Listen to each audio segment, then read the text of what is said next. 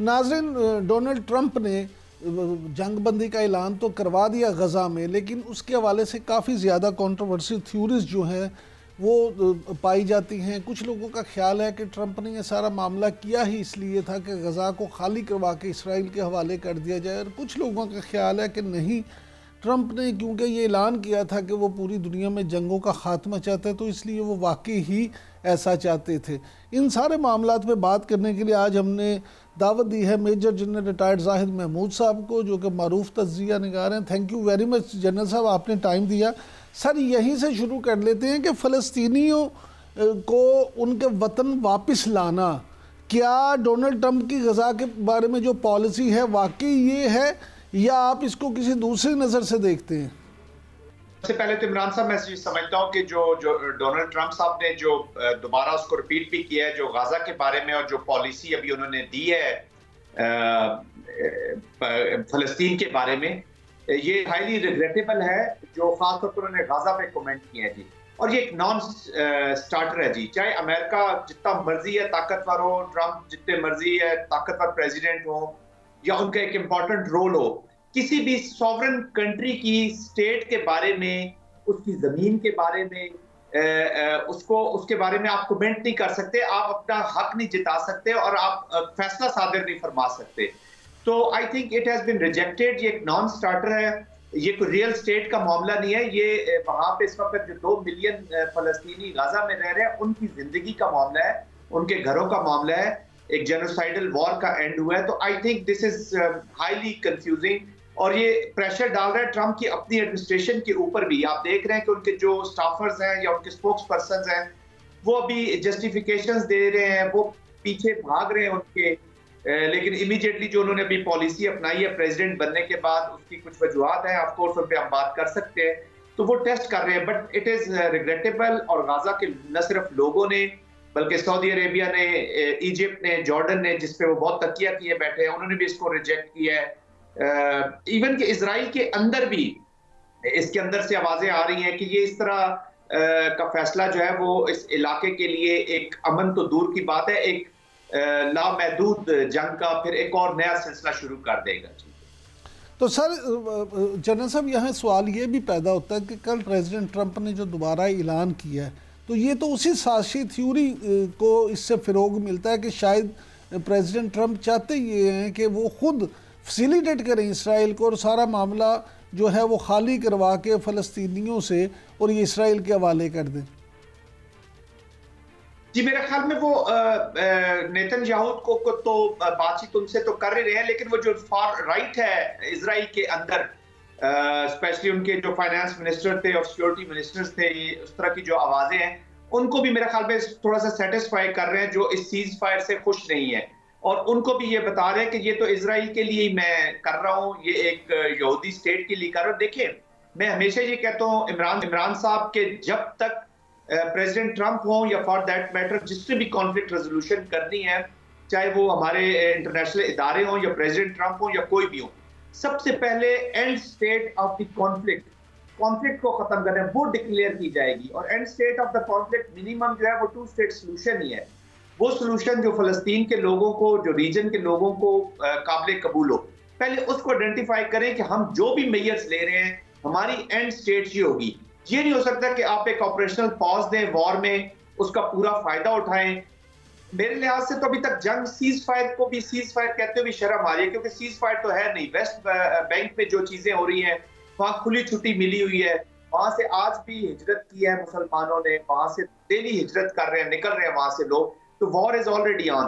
तो मैं ये कहता हूँ पहले आप एंड स्टेट डिक्लेयर करें कि ये है वो आखिरी चीज जिसकी हसूल के लिए हमने फैसला करना है, उस पर एग्रीमेंट करें, और उसके बाद जितनी भी आप चीजें करेंगे उसकी एक्सेप्टेंस होगी। अब इस वक्त इंटरनेशनल एक्सेप्टेंस नहीं है। प्रेसिडेंट ट्रंप प्रोबेबली ऑफिस में आने के बाद उनकी 2-3 चीजें, एक तो वो जो भी इलेक्शन कैंपेन में उन्होंने क्लेम किया है वो लोगों को बता रहे हैं, अपने डोमेस्टिक वोटर को, कि देखिए जो मैंने जो कुछ इलेक्शन कैंपेन में कहा वो मैं कर रहा हूँ। दूसरा, वो एक कैओस कंफ्यूजन रखना चाहते हैं मीडिया के बीच में, इंटरनेशनल कम्युनिटी, इंटरनेशनल पॉलिटिक्स के बीच में, कि लोगों को समझना है कि मैं करना क्या चाह रहा हूँ, और वो क्विकली अपनी इम्प्लीमेंटेशन करना चाहते हैं। और तीसरी चीज उन्हें भी पता है कि, आपको पता है, जब मिड टर्म इलेक्शंस या मिड टर्म टेन्योर हो जाता है अमेरिकन डेमोक्रेसी में, तो फिर चीजें ये लूज, इनको उम्मीद है कि मैं शायद लूज कर दी शुरू कर, जो पोलिटिकल कैपिटल है उसका वो पूरा फायदा उठाना चाहते हैं, इमीडिएटली बहुत सारी चीजें करना चाह रहे हैं, अच्छा लेकिन सर, कुछ चीजों पे रिग्रेस भी कर रहे हैं।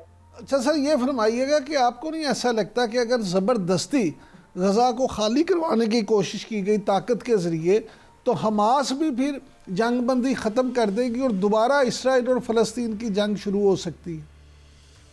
जी, जंग तो खत्म नहीं होगी जब तक आप कॉन्फ्लिक्ट रेजोल्यूशन को इन टोटलिटी नहीं लेंगे। देखिए 1982 में भी जंग हुई, यहाँ पर जब कब्जे किए गए तो उसके बाद के ये फिनोमिनाज है, हमास हो गया, ये जो बाकी यहाँ पे ऑर्गेनाइजेशंस बनी है, ये एनिमिटी अनफॉर्चुनेटली इमरान याकूब साहब हमें समझने की जरूरत है कि ये नस्लों से चली आ रही है और अब तो खून में चली गई है जी। जिन लोगों के घर खत्म हो गए हैं, जिन लोगों के लव्ड वंस मारे गए हैं, उन बच्चों में, उन लोगों में, उन माओ में, उन बहनों में, उन भाइयों में जिनके अपने लोग मर्डर हो गए, क्योंकि जेनोसाइडल वॉर थी जी। 47,000 murders, killings by Israel is not a small figure, ये कोई छोटा फिगर नहीं है। 47,000 घर समझ ले, खानदान डिस्टर्ब हुए हैं, तो ये एनिमिटी तो उनमें चली गई है और they have nothing to lose now. मुझे ये बताया ना, फलस्तीन के लोगों के पास और मजीद क्या है? मौत के अलावा उनके पास बचा क्या है जी? तो जब मौत का खौफ भी उनके अंदर से निकल जाएगा तो वो रेजिस्ट करेंगे।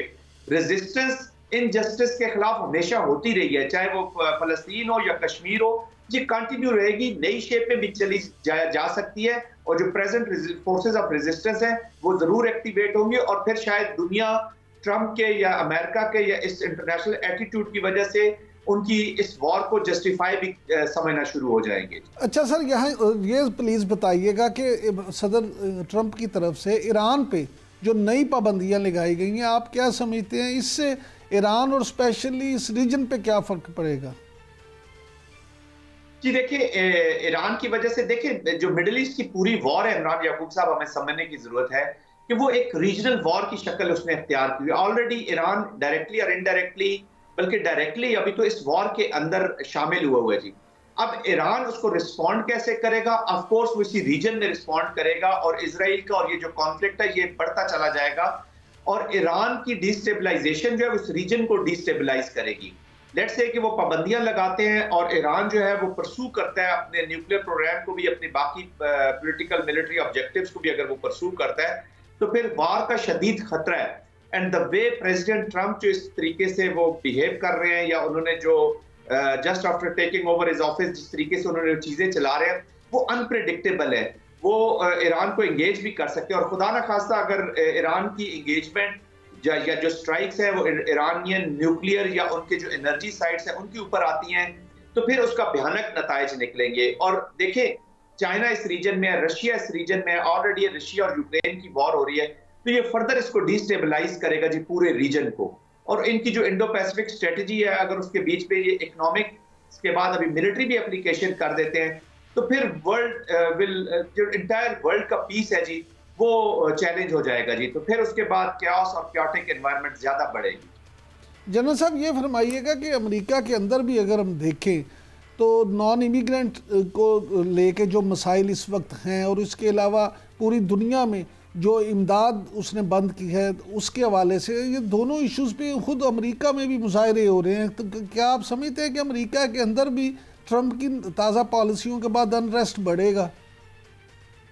जी मैंने देखे इमरान साहब, एक अभी आप थोड़ी देर पहले पिछले सवाल मैंने आपको कहा था कि ये जो पॉलिटिकल कैपिटल है ना जी, जो इसकी पॉपुलैरिटी है प्रॉबेबली विद वो जो अपने इंटरनल चीजों को एड्रेस करने के बाद ये इसमें मुझे लगता है कि कमी आएगी जी, इसलिए वो जल्द ये चीजें करना चाह रहे हैं। देखिए यूएस एड एक ऐसा जिसकी तरफ आप इशारा करें जो इन्होंने बंद की है मुख्तलिफ ममालिक की, वो बहुत सारी दुनिया के साथ एक इकोनॉमिक एंगेजमेंट के थ्रू लीवरेज बढ़ाती है यूनाइटेड स्टेट्स ऑफ अमेरिका की। यूनाइटेड स्टेट्स ऑफ अमेरिका में अब भी बहुत सारा एक ह्यूज तबका ऐसा है जो अपने आप को एक वर्ल्ड लीडर के तौर पर देखना चाहता है, इफेक्टिव देखना चाहता है और इकोनॉमिक एंगेजमेंट या सोशल इकोनॉमिक डेवलपमेंट लोगों कंट्रीज की डिफरेंट की करके वो अपनी रेलेवेंस एक रखना चाहते हैं। ट्रंप ने और अमेरिका के अंदर एक ये सोच भी रही है मैं बहुत अरसा, और वो क्लेम भी करते हैं बड़े प्राउडली कि अमेरिका इज फॉर ऑल। दुनिया के कहीं मुल्क से भी, दुनिया से कहीं से भी लोग आके यहाँ पे आबाद रह के अपने आप को प्रोग्रेस कर सकते हैं, तरक्की कर सकते हैं। तो वो दुनिया की प्रोग्रेस को अपने सोसाइटी के साथ एक उनका एक सिस्टम चल रहा था जो उसमें वो उसको तस्वर करते, तो उसको एक हैम्पर किया गया है और जिस तरीके से अभी यूएस एड रोकी गई है खासतौर पर उन ममालिक अफ्रीका में या थर्ड वर्ल्ड कंट्रीज में जहां पे बहुत प्रोमिनेंट एक थोड़ी सी लीवरेज मिलती थी अमेरिका को, वो रिस्ट्रिक्ट हो रही है। तो कुछ अमेरिकन इसको अपने लिए एक प्राउड ऑर्डर्स नहीं समझ रहे। फिर इमिग्रेंट्स की वजह से वहां पे देखे लोग सोसाइटी में बहुत अरसे से रह रहे थे, वो काम कर रहे थे, चीप लेबर उसी शक्ल में लोगों को अवेलेबल थी, तो बहुत सारे लोग उससे इफेक्ट हुए। तो ये वो तबका है जो इसको रेजिस्ट कर रहा है। और फिर डेमोक्रेट, अब देखें जो पॉलिटिक्स है वहां की जी, अब किसी न किसी शेप में उन्होंने काउंटर तो करना है। रिपब्लिकन और डेमोक्रेटिक्स का जब आपस में कंपैरिजन होगा, पॉलिसीज जो हैं उनसे ना सिर्फ दुनिया बल्कि खुद अमेरिका भी बहुत सारी चीज़ मुतासिर होगा। और जनरल साहब का ये कहना है कि टाइम गुजरने के साथ साथ प्रेसिडेंट ट्रंप जो हैं वो उनकी मकबूलियत में भी कमी होगी।